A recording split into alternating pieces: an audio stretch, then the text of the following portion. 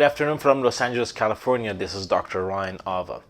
The Texas governor, Greg Abbott, decided to make the Democratic states pay for their support of immigrants by putting the immigrants on buses and sending them to New York and Washington, D.C. Dozens of immigrants are arriving in New York City, not because it is where they wanted to go or because it's close to family, because this is about politics.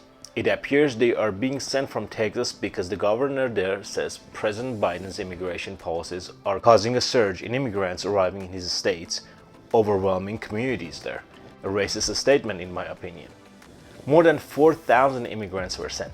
CNN reported that in some instances people were not allowed off of the buses, were not fed, and in two separate instances children needed medical attention, with one of them needing to be hospitalized because of insulin needs. Now, New York mayor said some of these immigrants are not happy to be coming there. Cities where they have families, and they just packed them on a bus without any direction.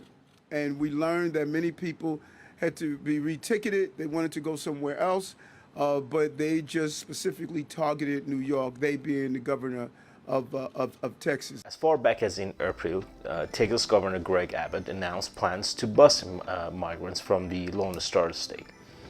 This is also what we have seen from the state of Arizona. It's noteworthy that Governor Greg Abbott had said that would be offered on a voluntary basis only to those migrants that have already been processed by the Department of Homeland Security and this is an important and want to board these buses for ride to the Northeast.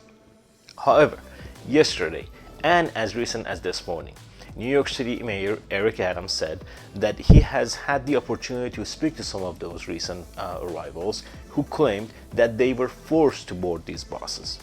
CNN reached out to Texas Governor Greg Abbott's office and they responded with a statement reading in part. Representative from the governor saying that these migrants willingly chose to go to New York City, having signed a voluntary consent waiver available in multiple languages upon boarding, that they agreed on the destination. So that's really what the governor's saying. Who did not intend to arrive in New York City, if this is at least not their final destination. There is assistance that is being offered to them by the city of New York. Some New York City cabs arrived at the Port Authority ready to provide rides without having been asked. The taxi union is made up of well over 95% immigrants, so that's certainly an interesting angle and a statement on its own.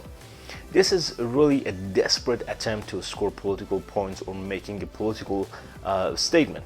This is basically a political theater and stunt.